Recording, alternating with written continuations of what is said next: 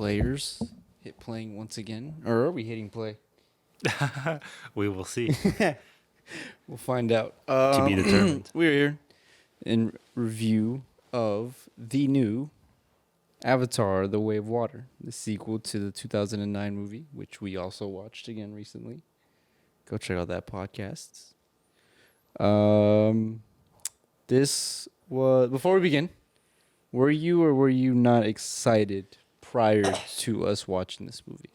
My only excitement towards seeing this movie was in seeing the visual effects. Yeah. How far they improved, what they did new, and if they did anything crazy, what that was.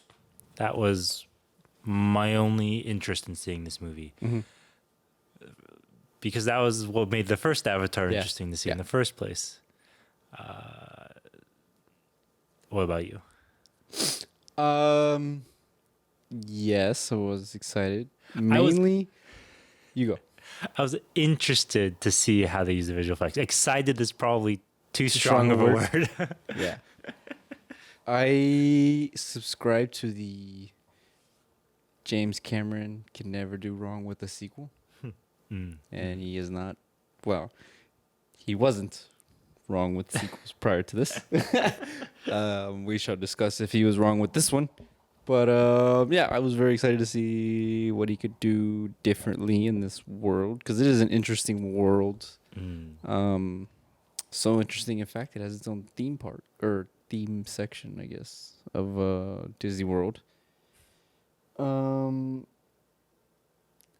It is also just like, this was it felt like this could potentially be our Rocky 2 or like Jaws 2. Where it's like this really successful first movie, it's getting another one, and it's like, let's see what happens. Well, the fact that it has a section of Disneyland or Disney World, whichever one it was, makes sense. Because there are multiple times throughout this movie that I thought, this is a theme park. Yeah. This is like just a carnival attraction. James Cameron has this weird theme park-like obsession with these blue people. Whatever, why he is so compelled, not just compelled, why he is so determined that there's 8 movies out of this. I was curious with the first movie, and now I am suspect with the second one.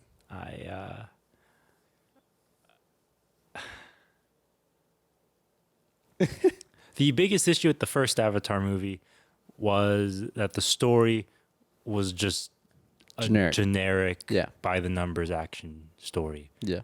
And for as much as people might criticize, say, let's say Star Wars, for example, like The Phantom Menace, right? Yeah.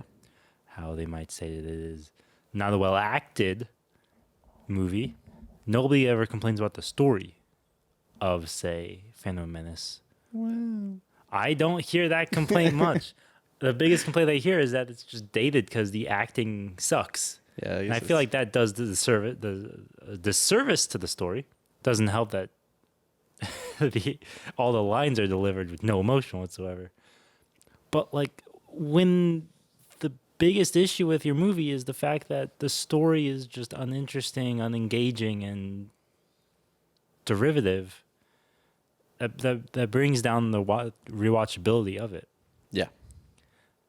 And Avatar 2 has the exact same issue. And I probably wouldn't watch it again unless Avatar 3 takes another like 12 years. And they decide to re-release Avatar 2 beforehand, and we do the exact same thing. We were like, was it good? Was it good? I don't remember. I don't remember if it was good or not. I was 6 years old. Yeah.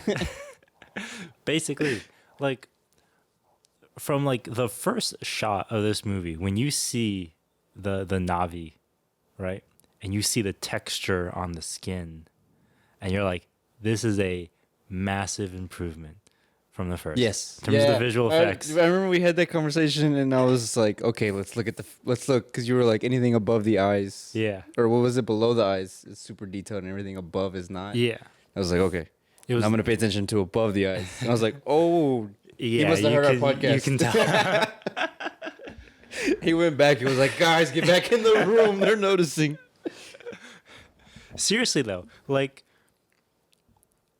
for the first maybe like 5 or so minutes of this movie, I couldn't care less what the story was because it just looked cool. Yeah. And that's all it had to do. Which is all this movie really is. All it had to do. Like, and that's probably the biggest improvement over the first movie, but also the best thing this movie has going for it. Also probably the only thing. The only thing it has going for it. I will say this, though. In terms of the actual technical advancements in making this movie, because with the first Avatar movie, it felt like motion capture was just like a new thing. It had been done every now and then by like Robert Zemeckis or in Lord of the Rings, which was also Weta FX as well. But like to do a whole movie motion capture felt like a crazy idea, right? It was expensive, and then they made $1 billion or something like that. And so, like, for this movie, the actual technical achievement or advancement that they made, can you even think of what it is? No. I mean, if anything, it's like, it feels more practical. And it's The answer... the actual, like, filming of said movie. Because I don't know, it's either really, really extremely high detailed or they're throwing them actually in the water. So, and, like, interact. Like, the whole last set piece is, like, them grabbing metal bars and pipes, and I'm like, that's really good animation. If this is animated, like, this is pretty good. As far as I can tell, it is underwater.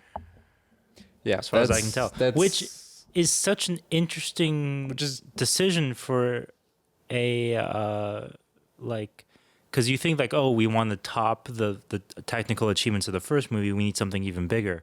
But they went with something so incredibly subtle that most people probably won't even think that it was difficult to do that. As far as I can just think of out of my own intuition, because motion capture, you have the dots on you. Those are actually reflective because that is how the camera picks up the light that is coming off of them. But water is also reflective. So whatever they had to do... Oh, it's James Cameron, man. He does some crazy stuff. I can't imagine... I can either imagine the animators having to literally go back and... Frame by frame, do some crazy stuff, or they just it had some technology that figured it out. 12 years for this movie to come out, so... So I can imagine that was probably... They probably have plenty of time. The most difficult thing that they had to do in this movie. And it is like... impressive. It's not just very well done. It's also like 2/3 of the entire movie are basically underwater. Yeah. So it is... And it's a busy... Every shot is busy. Yeah. It's foreground, not background. matte background, like flat and static. It's like, no, there's, like in the like 50 yards away, you see a fish moving and you're like, what is going on? You see like jet streams going around and air pockets everywhere, and there's this and bings and bangs and like lights going off. It's a lot. It's impressive what he's able to do. Yeah.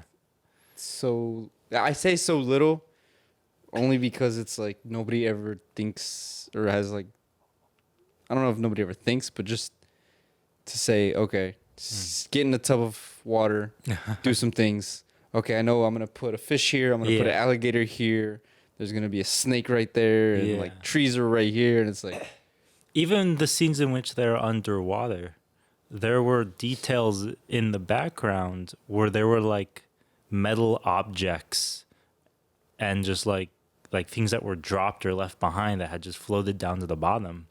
And I'm like, that's such an extraneous detail that I don't know if I wasn't supposed to catch that or if that is supposed to be there to begin with. Like there's a lot in here. Oh, what movie was it? Was it Elvis? We saw a movie where they were going to play a clip from Avatar 2 at the end of it. I think it was Elvis.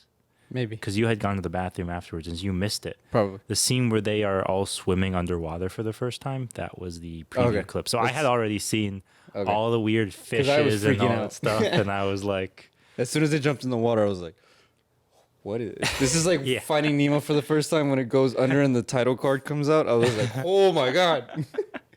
Yeah.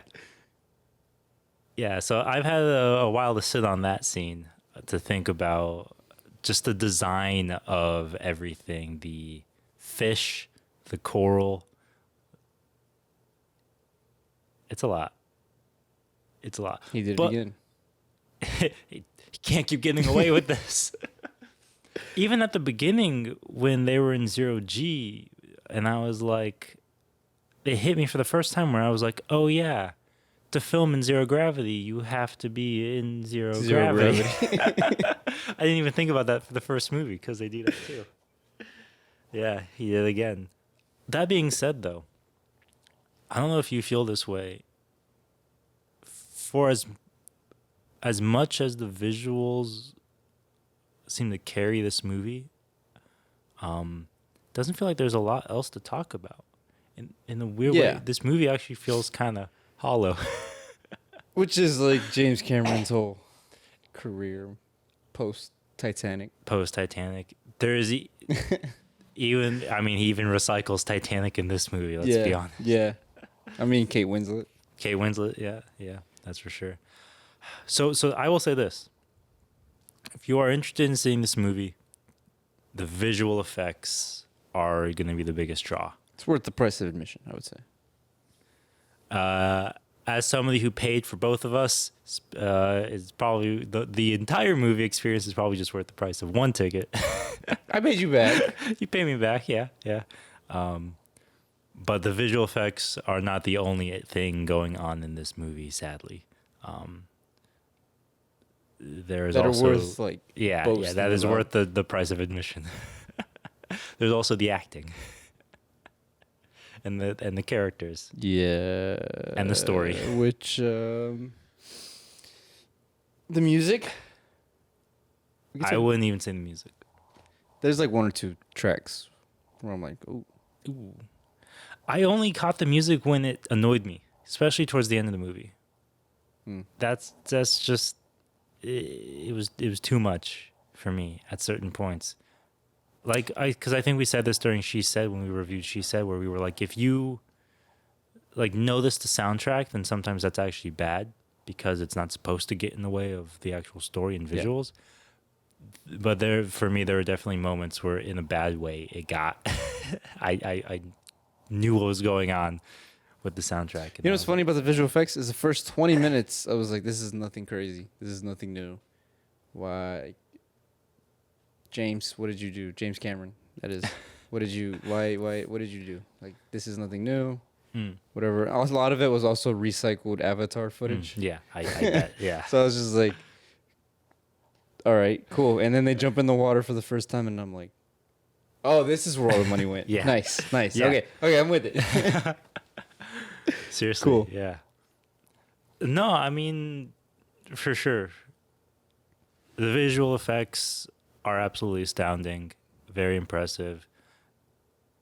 Even if they don't look impressive either, which I think is even a bigger compliment. Yeah. Because most people probably won't even think twice about filming in water, and yet I guarantee you that was 10 years out of the 12 years that it took to film this was probably figuring that out. It's also a very stark contrast to watch like the trailer for the new Ant-Man movie. You're like, cool, another matte background. Yeah. And then you're this. Like, whoa. Seriously, yeah. There's actual depth and focus. There's a focus pool. Yeah. In CG water. What is this?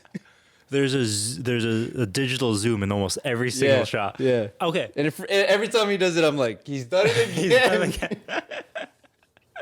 He got me. I will say this though. I will say this. One criticism of the visual effects, I will say, the motion controlled camera was extremely obvious, and that's not even the digital zoom effect. It is When the you're fact talking about like that, when they're swimming and it's yeah, yeah. you can. There were 100% scenes where it was like they did that freaking like where they lock on the one element, like it stabilizes on one thing and then follows them. And I'm like, this is Yeah. there were. It's just individual shots. For the most part, it's towards the beginning of the movie. I didn't really notice it too much later. Probably because most what I was noticing later was just the story, the acting.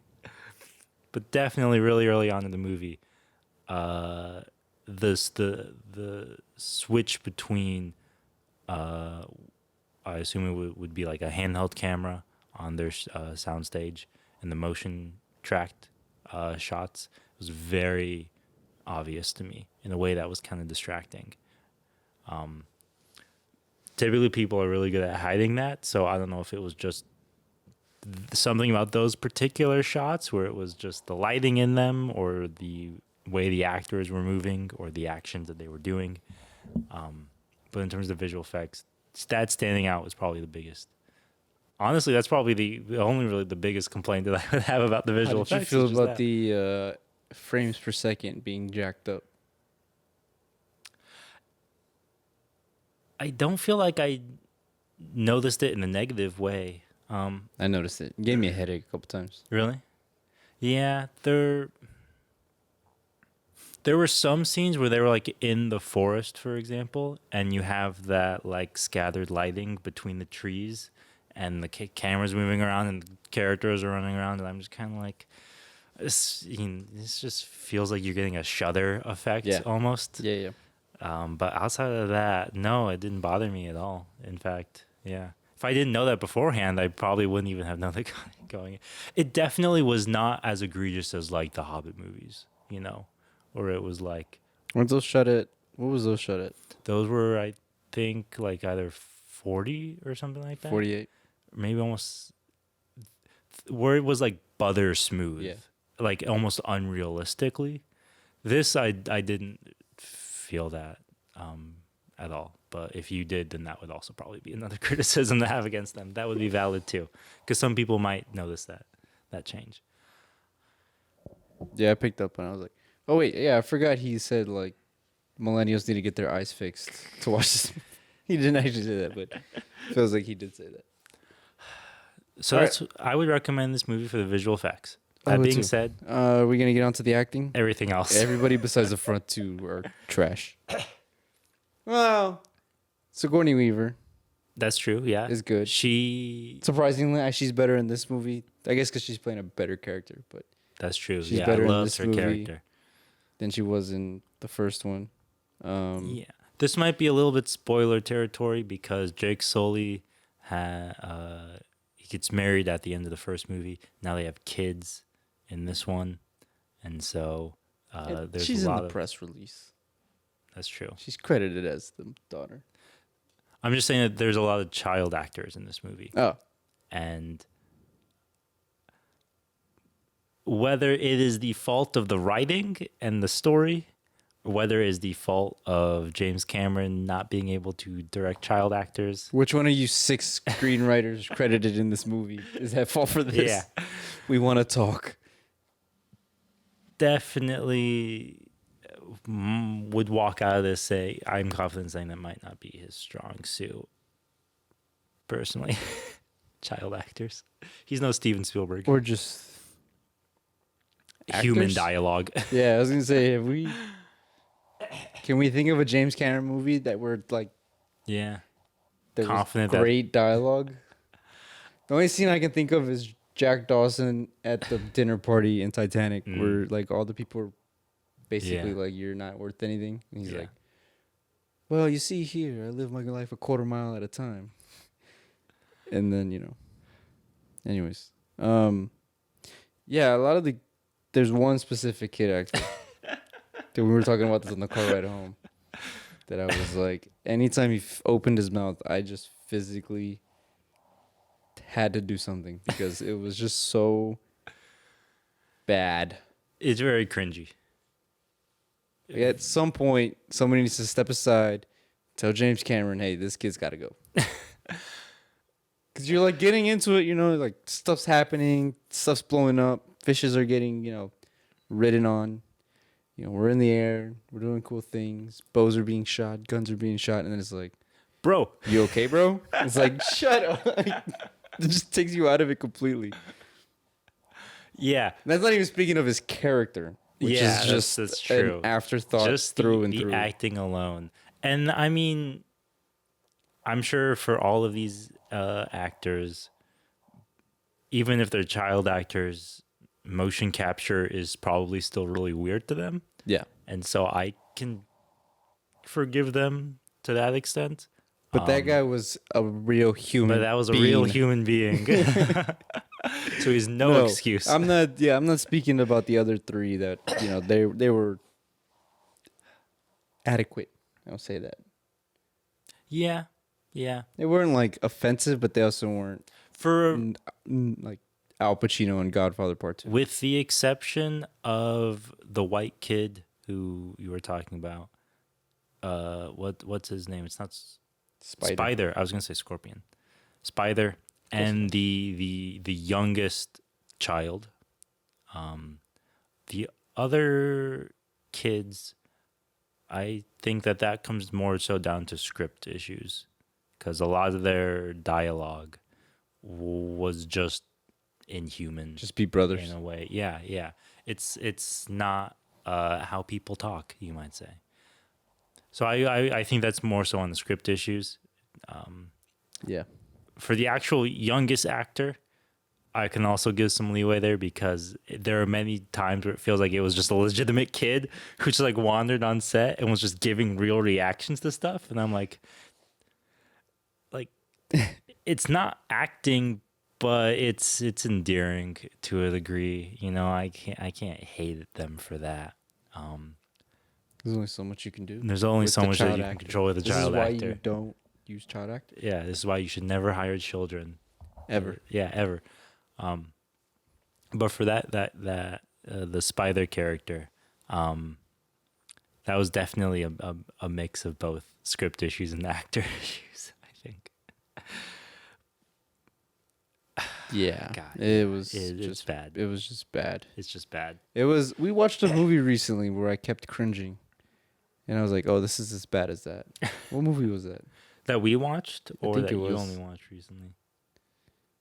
No, because we were in the theater and I was like, I'm like, Halloween. gonna walk. Yeah. Yeah. That's how bad it was. Where I was just like, I'm like 5 more of these lines away from walking out of this theater. Yeah. Even for this movie, like you said, where you were like, the first time they say bro, you're like, huh, that's pretty funny. And then like the 700th time that they say bro, you're like, is this the only word that they know at this point? What are we doing here at this point?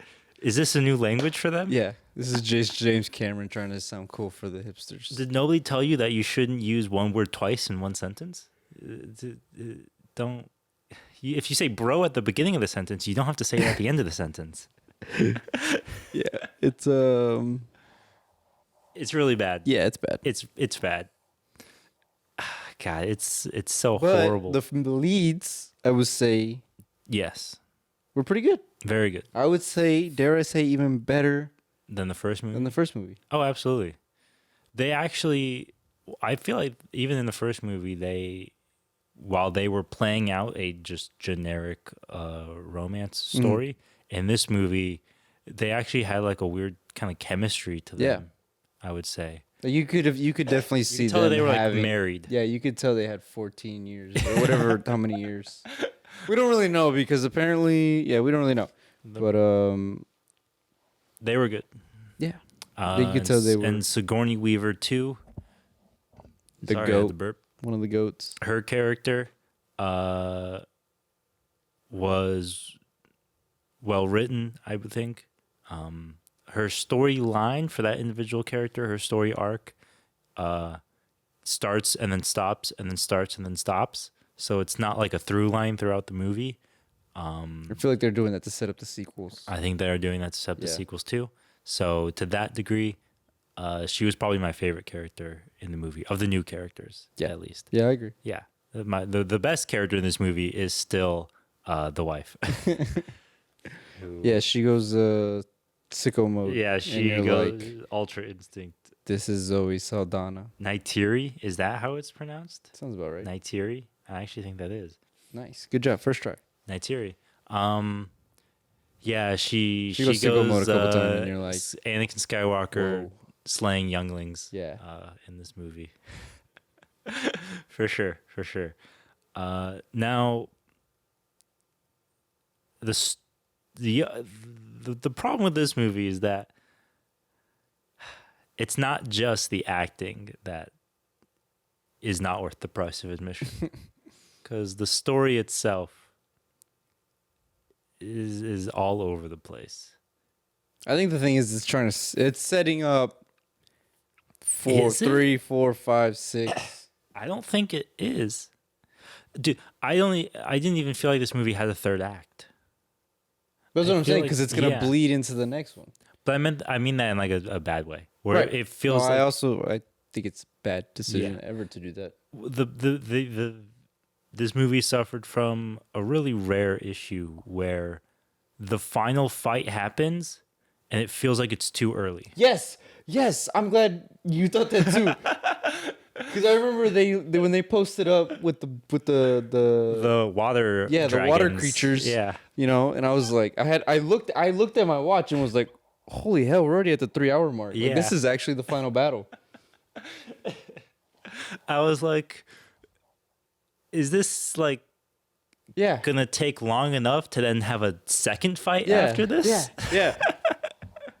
Because then I was like, oh, cool, they're gonna fight for like 2 minutes. He's gonna take the kid. Oh, sorry, spoilers. Spoiler alert. He's gonna do some stuff, and then it's like, oh, okay, we're just gonna have another fight like Yeah. later. And then I was like, Turns out there is no wait, later. no, The this is movie's 3-hour ending. mark. This is it. I think the reason for that is because this movie has like a 2-hour long act one, where you're introduced Yeah. to so much stuff that nothing has time to get reinforced. Which is really weird for a sequel to do that. Yeah. Like if this was Avatar 1, which Avatar 1 does do that anyways, Yeah. then it makes sense. But the fact that it's like, okay, we set up Jake Sully to be the Messiah, name dropping Dune Messiah just randomly in the podcast, to be the Messiah of the people, and then he's like, no, I'm just gonna leave. Yeah. It's like that just kind of negated, Yeah. 3 hours of the last movie. Of the last Like, movie. you just basically just killed Jake Sully's character in 20 minutes. Good job, James Cameron, or And whichever then- other the 6 screenwriters. And then to go into actual spoilers for this movie, so the first act would basically be them in the forest. Second act either starts when they arrive at the water tribe, or starts when he meets the whale, the brother Yeah. meets the whale. I don't know which one of those is right, because You can make a case for either. You can make a case. I think like structurally it starts when they arrive at the water tribe, but thematically it starts when he meets the whale. It's also really his movie more than Yeah. it is like Jake and Natiri's movie.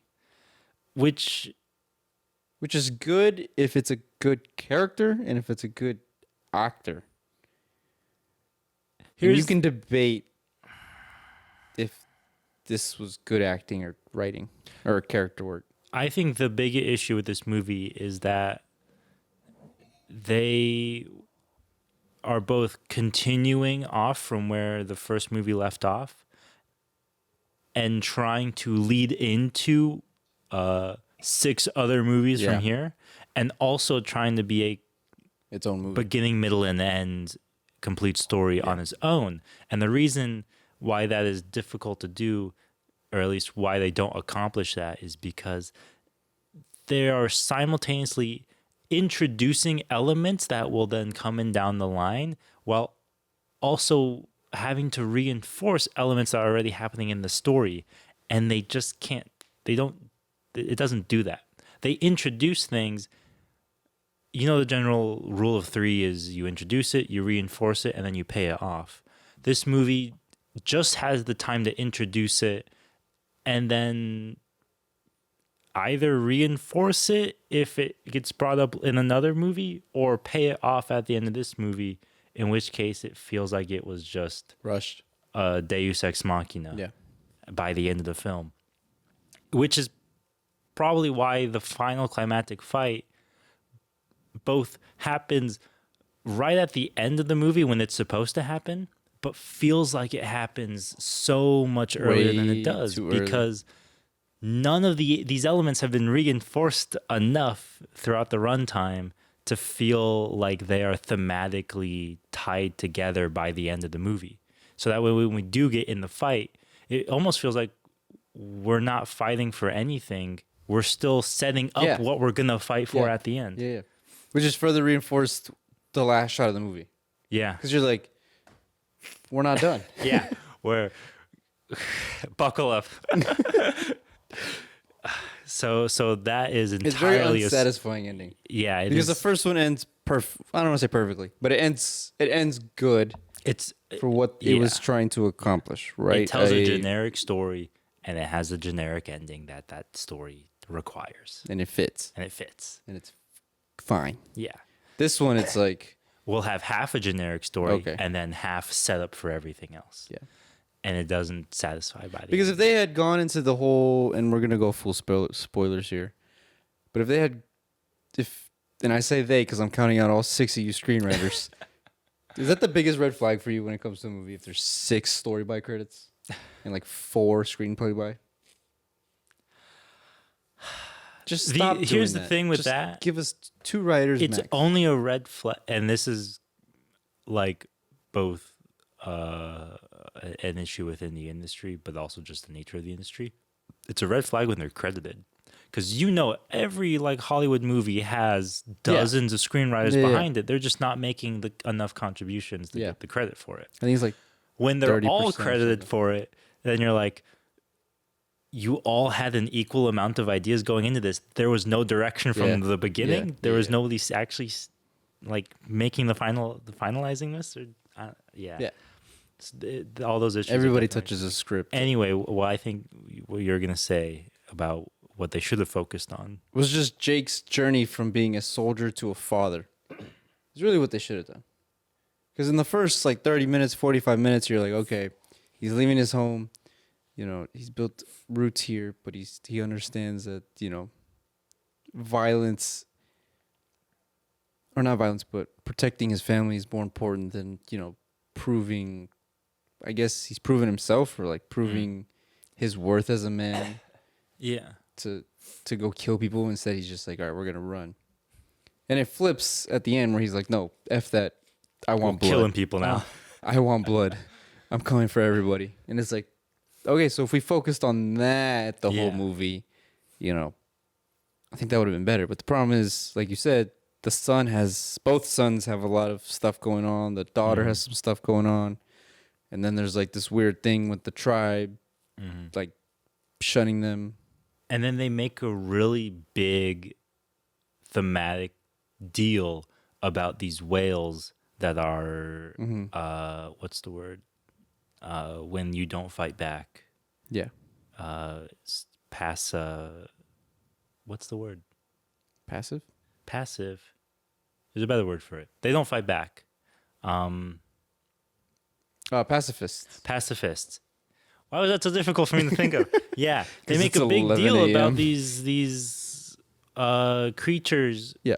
who are surprisingly very important to this story. Yeah, we only see them for like 30 minutes. They make a really big deal about them being pacifists and they don't fight back against hunters. And then Yeah, you're they wrong. they fight We're back. coming for blood. Yeah. And I'm like, did you have an Aesop? You kind of dropped your moral somewhere along the way there, my guy. In my opinion, I think this would have been better if they focused on Sigourney Weaver's character, Kiri, They focused on her story was just far more interesting to me because it actually is directly related to the first movie, because her character in the first movie, if you don't remember, wants to understand this tree of life. And now you have her daughter who is connected to the tree of life. You can't have a more direct continuation of the first movie. If, you know, the only other way you could have a more direct continuation of the first movie is if you brought back the evil guy from the first movie and made him fight Jake Sully again, which they did. So why didn't they go with the other most obvious continuation? I don't know. That was like my favorite parts of the movie is when there's a scene when it's cutting between her like just playing with sitting there sitting playing there with the fish, and then it's like the kid and his son are going on a play date, and I'm like, what is going on here? Like, why are James Cameron needs to hire a better editor? He was credited for editing. Oh God. There were also like several. Okay, second biggest red flag is the director, also an editor. Yeah, there's a lot of editing things where I'm like, we're doing that. James Cameron edited this film. He edited a single shot when the daughter comes out of the water when you meet her for the first time. That was the only thing he was like. That. He was like, if you increase the frame rate on this shot, you can get a few more seconds out of it, right? And then he just left the editing room. That was his big contribution. That was his big contribution. Hold up, scoot over. Yeah. Control X, Control C. Duplicate. Just going frame by frame. Grabs the frame and moves it along. That's all that he did. My work here is done. Control S, Control M. Yeah. But no, yeah. Kiri. Sigourney Weaver's character, most interesting character for me in this entire movie. More of her in the next one. If I hope they actually do something with her. If I decide to go see the next powers. One. She's on the freaking poster. It's she like is half the her poster. Face. Yeah, she is the poster. Yeah. Wasted potential. For sure. A lot of wasted. And then they had that rush storyline of the dad and the son, where it's like it didn't even matter because he ends up going back anyways. Yeah, that's true. I get it. Because, like, if you're trying to write this story, somebody had to die by the end of it. I thought it was going to be the whale. I thought it was going to be Jake. No way. I thought that for a moment, I thought it was going to be Natiri because they make such a big deal about her rivalry with I keep thinking he's a sergeant, but I don't know if he's actually a sergeant. He's a colonel. You're right. They make such a big deal about their rivalry that I'm like, the final fight is going to be between those two. Which would have been cool. Which would have been super, super cool. It's not. Spoiler alert. Well, I guess they were the first one. Kind of, yeah. And then that gets dropped. And so I'm like, okay, well, now they're making a big deal about this whale. And it's one of those things where you introduce a character like halfway through a movie. Your natural instinct is just to be like, this character is going to die. Because guess what? That happens in this movie. They introduce a whale hunter halfway through this movie. And you meet the guy, and the second you see him, you're like, yeah, he's going to die. That's just the law of conservation characters. And guess what? He has the craziest death in this entire movie. Pretty gnarly. Yeah, pretty unnecessary. Yeah, that's... In the first movie, they had the guy getting crushed by all of the bombs when it goes backwards. And all the bombs. Yeah. This movie, they had this harpooner guy, for sure. He's always good for one of those, James. Gets one of those in every movie. Yeah. In Titanic, he had the friend who has the smokestack fall on him. Or he had the dude who fell off the back onto the propeller. That. Yeah, that is pretty. I do. The guy you couldn't swim left or right. You had to swim straight right onto the propeller. Yep. Propeller. I do remember being like 5 years old and being like, this dude's an idiot. Just go under the water. It's the Prometheus school of running away. Just go under water. But God, yeah. That being said, though, most interesting parts of this movie. walking out of it. In terms of the story, Sigourney Weaver's character, Kiri, Yes. and the relationship between the Colonel and Spider. It is not explored in the generic way that I would assume that it would have been had this movie had a generic storyline, followed all of its, the archetypal beats that are laid out for it. It did not do that. There is no heart-to-heart scene whatsoever between the two of them. Yeah.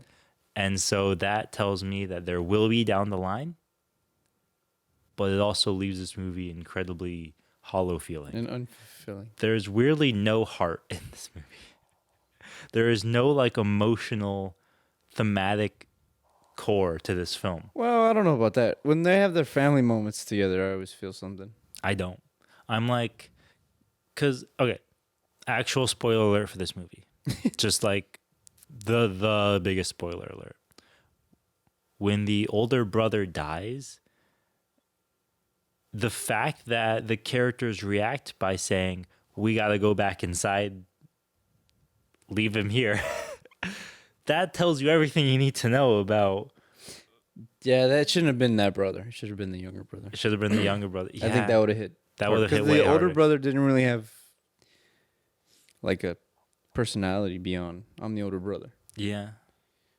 But the And younger brother was like, oh, I'm just a punk kid Yeah. doing whatever He I want. had And if he had died, it would have been like, oh. Ooh, yeah. He had the storyline that you set up to be like you sacrifice yourself for something greater than you. And that's always It ended up going to his older ended brother. up going, and he barely even, his sacrifice was he just got shot. Yeah. That's it. Pouring out for the homie. Yeah, seriously. I will say that in terms of the war and combat elements of this film, I like how they remembered that Jake Sully was a Marine and they kept those elements. He uses a machine gun, not a bow and He arrow. uses a machine gun, not a bow and arrow. He had his relationship with his sons. He has instilled some boot discipline into them. They act like boots to a certain degree. But they're I guess they're teenagers, so that's what you would expect. But man, yeah, the visual effects cannot Do they mask all of the they flaws? cannot fix a bad story structure and lack of thematic resolution. Yeah, this is definitely one of those movies I would rewatch, like on Instagram. You're scrolling Just through those clips. You're scrolling through the Instagram clips, Yeah. and you're like, "Whoa, that was a cool scene." And Yeah. then that's it. Yep, that's all you can. That's like how I feel about this movie. I think I would put it in the. It's like a D. Yeah. C tier. I think I would like high D, low C. That being said, I mean, full credit to Weta FX, and I Yeah. have seen visual Yup, effects done it artists again. online even complain about being a little underpaid during this movie, a bit of the Marvel method. The life of a visual effects artist, the work put in for these amazing results is often not proportional. Very true. That being said, it is absolutely fantastic. Yeah. And however they figured out motion capture underwater and in water, full credit to those guys who figured that out, because pretty gnarly. that must have been insane to do. Unless it was actually turned out it was really simple. We're like, oh yeah, we just turned the lights down. I'm like, okay, yeah, whatever. I'm an idiot. But yeah, that was a movie. That was a movie. Out of all the movies of 2022, That was was one of them. that was one of them. Nice Titanic reference when the ship blows over. Nice. There were a lot of movies references. There was a Jaws. There's a Jaws reference. I felt a There- BioShock reference when they get surrounded by water. That's the opening to BioShock. His plane crashes and he wakes up and he's surrounded by water. Yeah. I have played like yeah. I just know that like by memory. There's Titanic, obviously. Mm-hmm. There's another movie too where I was watching and I was like, did they rip that off of? They ripped that off of it. I'm trying to think of the scene though. I like Anyways. the crab machines. Those were cool. Oh, best shot in the entire movie, dude. When they murder the whale mother. They're not called whales. I just don't remember what they're called. They mimic Oh yeah, whales. Free Willy. There you go. Free that Willy? was that Oh, was the yeah. movie I was thinking of. It was like a Free Willy ripoff. Anyway, funny. sorry. Yeah. When it like rises out of the Yeah, water. yeah. Where he's Is like that- grabbing the fin. I'm like, oh, you guys went to James. I know you went to SeaWorld last week. Yeah. Those things move way too fast. They're like dolphins. The Yeah. speed at which they move. For how massive they are. That being said, so there is they murder a mother whale. They got And- Chemu. And when they throw it back into the water and it's floating, it gets discovered by Jake and the other members of the Water Tribe, and it's they're inspecting the body, and it's raining while they are doing so. That had to be a Painful. CGI'd whale, real water, and then obviously motion capture on them, because the actual lighting on the water during that scene was, for me, more than any other scene in the movie. Like, because the reason why I say that water is a weird choice for technical achievement is because we don't know this really when water would be real, or when it would be fake, or when it would be in a tank, or when it would be actually out in the ocean. Yeah. But like, that is what rain in the middle of the ocean looks like. Like, that was so perfect that in the theater I almost audibly gasped when that shot came up. I was like, There it is. that is not visual effects. There it is. That is actual rain on ocean water. That for sure I can. And they did their best to hide everything, because when it's raining you can have clouds, so the lighting is like just completely muted. And that was one of those things. That was the shot, the scene too, where I noticed the depth of field the most, because there's all those birds flying around in the background, scavenging off of the whale. And I was just like, you could see in the background like them dropping and diving into the water, and I'm like, that's all like in the background, my guy. Like, yeah, birds do that in real life. I need but more birds. you need- There's not enough birds in the background. it's a lot. Yeah. But that specific Man, sequence, He's a crazy man. I was like, that is very good. That is very good. Outside of that though, It's really it. if you feel like the wait justifies seeing this movie like we did, then by all means go see this movie, and it will probably make another.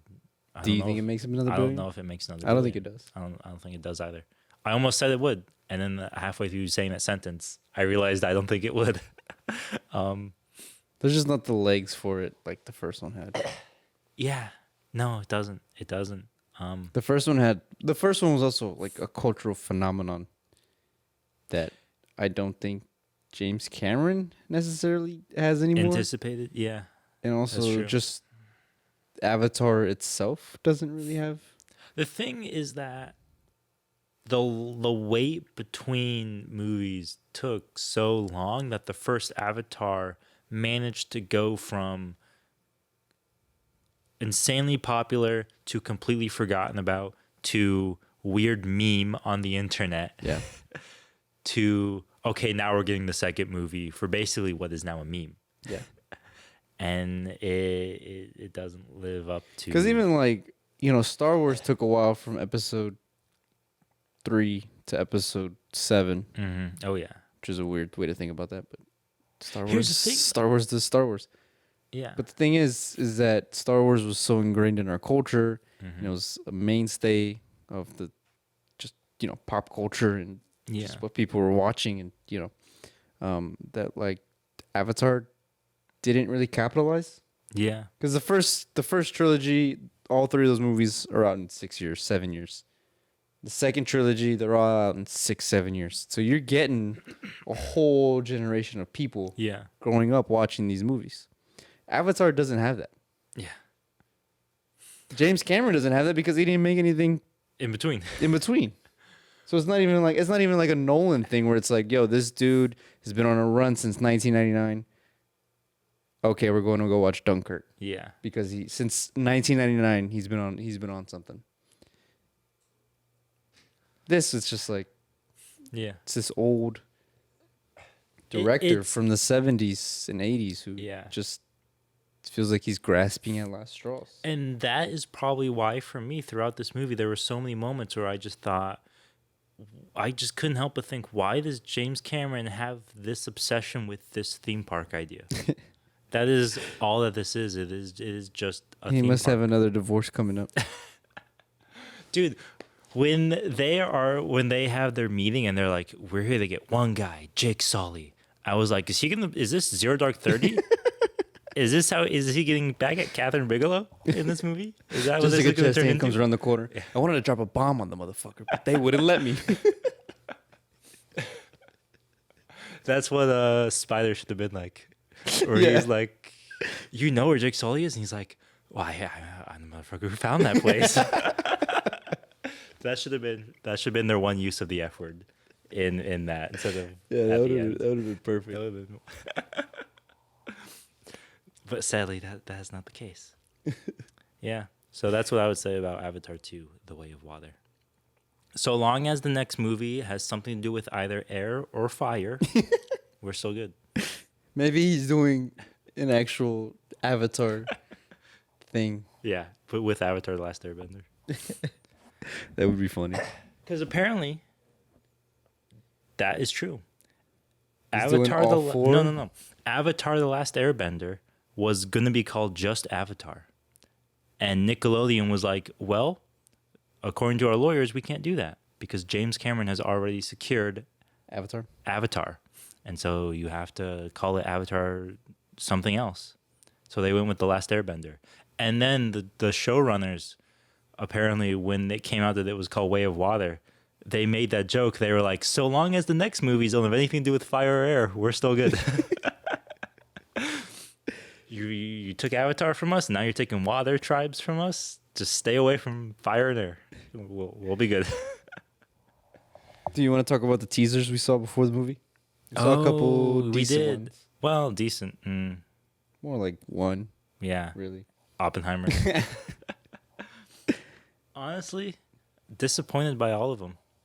Not Oppenheimer I don't not put too included. much stock in in the teaser Christopher trailers for that, Nolan's Yeah. trailers because they're supposed to. Well, let's be real. His movies are confusing, so going in as blind as you can Yeah.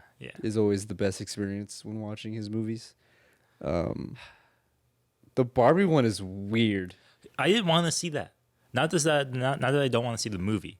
I wanted to avoid all trailers, Yeah. so I'm really disappointed that showed up because I was like, not gonna watch this. I don't want to know what the Barbie movie is gonna look like. That is the movie I will avoid all trailers for. I've tried to avoid all pictures of it. If I see it, I don't want to know what I'm getting into. It's weird. It's a weird one. Indiana Jones. Somehow Harrison Ford can still stand, Yeah. let alone film a movie, let alone film an action movie, an Surprised action that adventure he movie. doesn't have a scene where he flies a plane in it, because that's the one thing we know that he could still do. Did you catch that? It's like his body is CGI'd. I had read Did you that they catch did that? some de-aging on him anyway, Yeah. and so there were scenes. No, not just de aging. Like his Like- whole body is CGI'd. Like, actually- in some shots. That I did not know. There's a scene where he's hanging from a car. Well, that Very makes clearly, sense. he's supposed to be old, Yeah, and it's like it's not a body double. It's just CG. literal CGI. okay, that I believe that makes sense for shots like that. It looks bad. Just based off of those 2 seconds. I don't know, man. I hear the theme song for Indiana. I hear the Indiana Jones theme song, and I just get hyped. That's the thing. It's one of those things where it's like, God damn it, This is too good. And I think it's supposed to be. It's John Williams' last score, I believe. Really? So It's a good score to go out on. yeah, for sure. Is that one We'll Spielberg? probably see it. Yeah. Oh, I don't know who's directing it. Is that what you're asking? Yeah. I don't know if Spielberg I is wonder if it's directing. Spielberg again. Well, he looks that up. We also saw a trailer for Ant-Man, but We're just gonna we're just gonna go yeah, past that one. That's still. I will be curious to see when that movie does come out. Oops. Whether that is the first movie of Marvel's quality over quantity policy now, or if that is the last movie of their quantity over quality policy.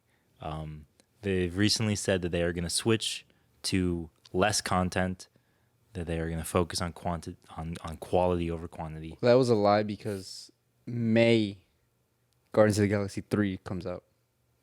So And you can't have quality. Somebody's lying over there at Disney. They probably still have a few more projects where they were like, let's get these out, and now we'll just do the quality stuff. So it's James Mangold. Oh, really? Interesting decision. Very. I'm a little more interested now. I'm a little more hesitant now. Really? Well, because I feel like he's one of those directors who might be becoming a little more too CGI focused. Because even without knowing that Harrison Ford was CGI in scenes himself, there were shots in that trailer where you're like, that's just nothing but CGI all the way through. And I feel like from what I know of James Mangold, his older movies like Logan, or even older than that, like 3:10 to Yuma, I prefer that where it's the less CGI, the less visual effects focused stuff. Even Logan, of course, had visual effects in it, but like. Wait, you're telling me Hugh Jackman didn't actually have claws? I got some bad news for you. But like Yeah.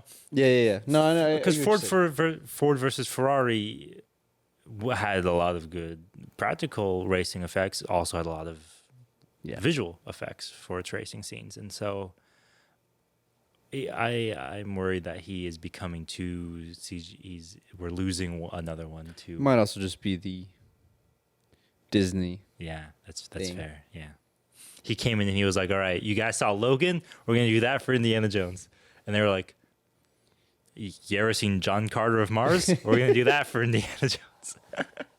Yeah. Pretty much. Yeah. Well, I'll see it. I love Indiana Jones. Those movies are too good. I unironically also liked Kingdom of the Crystal Skull. Anyway, We'll be there. Yeah, we'll be Maybe. there. Probably. Nothing better going on. Yeah. Barbie. All right. Well, that is it for us this evening. Next episode, we're going to do our best of 2022, which is an exciting one, as always, because we did that last year, and that was a good time. I feel like we saw more movies this year than we did last year. Yeah, we did. For sure. Which is good. Anyways, we'll see you guys next year, or next week. Next year.